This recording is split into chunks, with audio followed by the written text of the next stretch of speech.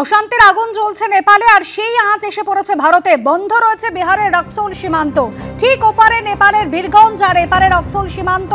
সকাল থেকে দলে দলে ভারতীয় পর্যটকরা তারা ফিরে আসছেন নিজের দেশে। সরাসরি আপনাদের নিয়ে যাব রক্সৌল সীমান্তে। আমাদের প্রতিনিধি সন্দীপ সরকার রয়েছেন আমাদের সঙ্গে। সন্দীপ, যে অবস্থা এখন নেপালে, তড়িঘড়ি পরিস্থিতির অবনতি হওয়ার কারণে ভারতীয়রা ফিরে আসছেন, কিভাবে ফিরছেন তারা, আর কি ধরনের অভিজ্ঞতার, ভয়াবহ অভিজ্ঞতার সম্মুখীনই বা তারা হয়েছেন? দেখো, যারা ফিরেছেন আজকে সকাল পর্যন্ত তারা ফিরেছেন, এরপর থেকে আর ফেরার কোনো সুযোগ নেই। তার কারণ রক্সৌল সীমান্ত পুরোপুরি বন্ধ করে দেওয়া হয়েছে। আমার পিছনেই তুমি দেখতে পাবে এই সেতুটা হচ্ছে মৈত্রী সেতু। এই মৈত্রী সেতুর এপারে ভারত এবং অপর প্রান্তে হচ্ছে নেপালের বীরগঞ্জ শুরু হয়ে যাচ্ছে। এই সেতুর মাঝামাঝি পর্যন্ত দু দেশের সীমারেখা, এবং আজকে সকাল পর্যন্ত ভারতীয় দিকে যে সমস্ত গাড়ি এসছে নেপালের দিক থেকে সেগুলিকে অ্যালাউ করা হয়েছে। যারা নেপালি মানুষজন রয়েছেন, নাগরিক রয়েছেন, তাদেরকেও নির্দিষ্ট কাগজপত্র দেখিয়ে তারা প্রবেশ করতে পেরেছেন। ভারতীয়রা যারা ওপারে আটকা পড়েছিলেন, মূলত পর্যটক, কিছু মানুষ কর্মসূত্রে গিয়েছিলেন, তাদেরকেও অ্যালাউ করা হয়েছে। কিন্তু তারপরে মোটামুটিভাবে 9টা নাগাদ নেপালের তরফ থেকে ভারতের চেকপোস্টে এসে তারা জানিয়ে দেন যে কোনো গাড়ি অ্যালাউ করা যাবে না, এদিক থেকে পায়ে হেঁটেও কেউ পারাপার হতে পারবেন না। একই কাজ তারাও ওদিকে করছেন। এরপরই কিন্তু পুরোপুরি বন্ধ করে দেওয়া হয়েছে এই সীমান্ত, এবং এই মুহূর্তে তুমি দেখতে পাবে যে যানবাহন চলাচল নেই, স্থানীয় মানুষের পারাপার নেই। ভারতের দিকে এসএসবি মোতায়েন রয়েছে, অপর প্রান্তে বীরগঞ্জের দিকে রয়েছে নেপাল পুলিশ মোতায়েন রয়েছে। কিন্তু তার মাঝখানে অশান্তির আঁচ কাল থেকে কিন্তু রীতিমতো ভালোভাবে ছড়িয়েছে বীরগঞ্জেও। আমরা কাঠমান্ডুর ছবি দেখেছি, বীরগঞ্জেও একই ঘটনা ঘটেছে। বীরগঞ্জ এই যে জায়গাতে এই সীমান্ত রয়েছে, সীমান্ত থেকে মেরে কেটে 2 থেকে 2.5 কিলোমিটার দূরে বীরগঞ্জ। সেই বীরগঞ্জে একাধিক প্রশাসনিক ভবন, একাধিক সরকারি জায়গা, একাধিক রাজনৈতিক নেতাদের বাড়িতে আগুন লাগানো হয়েছে। এমনকি আজকে সকালবেলা বীরগঞ্জের যে জেল রয়েছে সেই জেল ভাঙার চেষ্টা বানচাল করে সেনাবাহিনী, এবং সেনাবাহিনীর গুলিতে বেশ কয়েকজন কয়েদি যারা জেল ভাঙার চেষ্টা করেছিল তারা আহত হয়, তাদেরকে হাসপাতালে নিয়ে যাওয়া হয়েছে।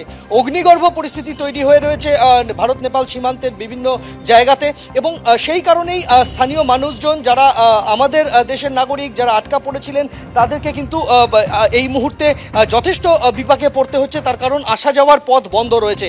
আজকে মোটামুটিভাবে সকাল 9টা থেকে তারা আসতে পারেন, তারপর সবাই আটকা পড়ে গিয়েছেন। আমরা দেখেছি যে কলকাতার বেশ কয়েকজন বাসিন্দার সাথেও আমাদের কথা হয়েছে যারা কর্মসূত্রে গিয়েছিলেন, তাদের সেই ভয়াবহ অভিজ্ঞতার কথা তারা জানিয়েছেন, কিভাবে তারা প্রাণে বেঁচেছেন এক প্রকার বলা যেতে পারে।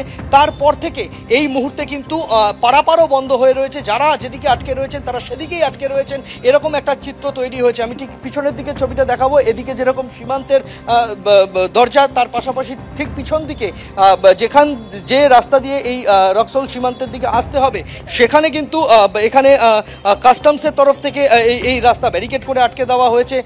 এসএসবির তরফ থেকে রাস্তা আটকে দেওয়া হয়েছে। তুমি দেখতে পাবে রাস্তার ঠিক অপর প্রান্তে বহু মানুষ যারা জড়ো হয়ে রয়েছেন, তারা কেউ ভারতীয়, তাদের কর্মসূত্রে তাদের ওপারে নেপালের দিকে যাওয়ার প্রয়োজন রয়েছে, তারা যেতে পারছেন না। অনেক নেপালের বাসিন্দা তারা এপারে এসেছিলেন কর্মসূত্রে, তারা আটকা পড়ে গিয়েছেন। কিন্তু এই মুহূর্তে যা পরিস্থিতি রয়েছে, আজকে বিকেল 3টে পর্যন্ত কারফিউ নতুন করে বলবৎ করা হয়েছে নেপালের বিভিন্ন জায়গাতে। কারফিউ থাকার কারণে কাউকেই যাতায়াত করতে দেওয়া হচ্ছে না, ফলে সবটাই কিন্তু এই মুহূর্তে আটকে রয়েছে, থমকে রয়েছে। ধন্যবাদ সন্দীপ। গণবিদ্রোহের আগুনে জ্বলছে নেপাল, সেনার শাসনে নেপাল, তবুও দেশ জুড়ে এখনো চরম অরাজক পরিস্থিতি। নেপালের প্রধানমন্ত্রী অলির পদত্যাগের পরেও থামছে কই হিংসা। এবার বিশ্ববিখ্যাত পশুপতিনাথ মন্দিরে লুটপাট, ভাঙচুরের চেষ্টা হলো। মন্দিরের নিরাপত্তার খাতিরে এলাকা ঘিরল সেনাবাহিনী। নিরাপত্তার স্বার্থে দর্শনার্থীদের জন্য বন্ধ করে দেওয়া হলো পশুপতিনাথ মন্দিরের দরজা। একের পর এক শোরুম, নেপালের বিখ্যাত শোরুম, বড় শোরুমগুলিতে আগুন ধরিয়ে দিয়েছে বিক্ষোভকারীরা, আন্দোলনকারীরা।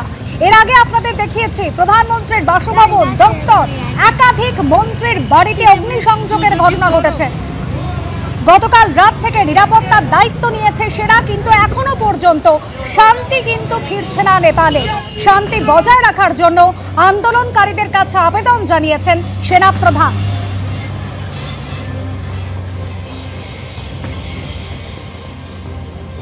নেপালের শাসকের বিরুদ্ধে পুঞ্জীভূত ক্ষোভ জেনজির, এবং সেই ক্ষোভ কিন্তু আছড়ে পড়েছে নেপালের বিভিন্ন জায়গায়।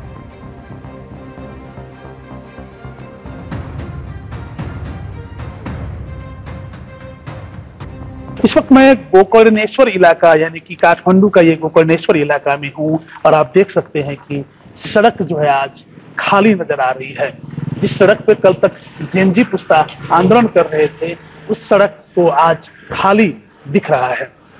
मैं यहाँ का काठमांडू का अवस्था बताऊं तो आज सुबह से बारिश हो रही है काठमांडू में, जिसकी वजह से भी आंदोलन थोड़ा कम हो गया है। हालांकि कल ही जो है जेएनजी पुस्ता की तरफ से ये कह दिया गया था कि आज सरकार से वार्ता होनी है, सरकार यानी कि सेना से वार्ता होनी है।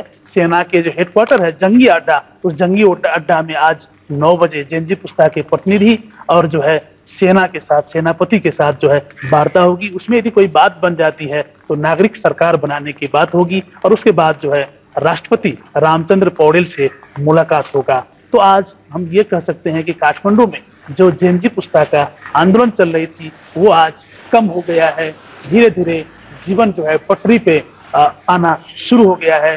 छोटे छोटे दुकान हम देख रहे हैं यहाँ खुला हुआ नजर आ रही है। आज भी इंटरनेशनल एयरपोर्ट को बंद किया गया है, आज कोई उड़ाने का नहीं है, उसको बंद किया गया है और सारे अपडेट्स जैसे आते हैं वो हम आपको खबर करेंगे। Virendra KN, ABP news, Kathmandu. অশান্তির আগুনে জ্বলছে নেপাল। পুজোর আগে যার বড়সড় প্রভাব পড়তে চলেছে পর্যটনে। ইন্ডিয়ান অ্যাসোসিয়েশন অফ ট্যুর অপারেটরসের রাজ্য সভাপতি দেবজিৎ দত্তর দাবি, এই ধরনের ঘটনা পর্যটনে বিস্তর প্রভাব ফেলে। তিনি বলেন, এ মাসেই কলকাতা থেকে কাঠমান্ডু বিমান চলাচল শুরুর কথা ছিল, যার আগেই ঘটে গেল এই ঘটনা। শুধুমাত্র পর্যটনই নয়, প্রভাব পড়েছে সীমান্ত বাণিজ্যেও। পাহাড় প্রেমীদের আদর্শ ডেস্টিনেশন, পৃথিবীর সর্বোচ্চ 10টি পর্বতশৃঙ্গের মধ্যে 7টি যে এখানে রয়েছে। তোপসে ফেলুদা আর লালমোহন বাবুর চোখে ঘুরে দেখা কাঠমান্ডুর ক্যাসিনো কিংবা পশুপতিনাথের মন্দির। এই নেপালই রয়েছে শান্তির প্রতীক গৌতম বুদ্ধের জন্মস্থান লুম্বিনী। সেই নেপালই এখন জ্বলছে অশান্তির আগুনে।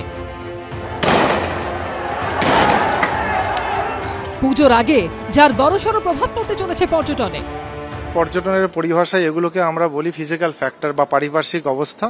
এরকম সামাজিক বা পলিটিক্যাল অস্থিরতা যে কোনো গন্তব্যে ডেস্টিনেশনের তার ট্যুরিজমকে প্রতিহত করে। দুর্ভাগ্যজনকভাবে নেপালে যেটা হলো এটার কিন্তু যদি ইমিডিয়েটলি এটা কন্ট্রোল না হয় তাহলে কিন্তু নেপালে এটার একটা লং টার্ম ইম্প্যাক্ট দেখা দেবে। শুধুমাত্র পর্যটনই নয়, প্রভাব পড়েছে সীমান্ত বাণিজ্যেও। নেপালে অশান্তি শুরুর পর থেকেই পানি ট্যাঙ্কি সীমান্তে দাঁড়িয়ে আছে শয়ে শয়ে ট্রাক। কবে স্বাভাবিক হবে পরিস্থিতি কেউ জানেন না। বড়সড় প্রভাব পড়েছে এপারের অর্থনীতিতে। সীমান্ত লাগোয়া এলাকার ভারতীয় ব্যবসায়ীরা নেপালের ওপর অনেকটা নির্ভরশীল। দোকানপাট বন্ধ, মার খাচ্ছে ব্যবসা। আমরা তো এখন নেপাল তো ওইরকম নেপালও যাই না, আমরা তো ওই লোকালে ব্যবসা করি। লোকালে তো মালের দামও বেশি, ইনকাম নাই। এই পেট চলার মতো কোনো ডাল ভাতের পয়সা খালি জোটো কামে করেছি। 3 দিন ধরে খুব সমস্যা হচ্ছে। সমস্যা আছে স্যার। নেপালের লোক আসলে আমারও বিক্রি বাট্টা হয়, নেপালের থেকে লোক না আসলে বিক্রি বাট্টা নাই। পুজোর আগে নেপালের ভয়ঙ্কর পরিস্থিতিতে উদ্বিগ্ন ভ্রমণ সংস্থার কর্ণধাররাও। লোকেরা সবাই একটু ভয় পায়, কোনো জায়গাতে একটু ডিস্টার্ব এরিয়া যেই শুনতে পায়, কোনো নিউজ পেলেই সে যেতে ভয় পায়। থাইল্যান্ড বর্ডারেও একটু ডিস্টারবেন্স হচ্ছিল, সেটা নিয়েও যেটা একটু গন্ডগোল হচ্ছে। অনেক লোক বুক করার আগে জিজ্ঞেস করছে কি আমরা কি যেতে পারি, ইজ ইট সেফ, যাওয়া যায়। তো এই সব নিয়ে পুরো জিনিসটা ইয়েস, এখন নেপালে যাওয়াই লোকেরা কিন্তু এখন যতদিন না ঠিক হচ্ছে, কিছুদিনের জন্য তো বন্ধ হচ্ছেই হচ্ছে। পাহাড়ের কোলে মেঘ কুয়াশার দেশ, যেন হাতের নাগালে মেঘ চাইলেই ছোঁয়া যায়।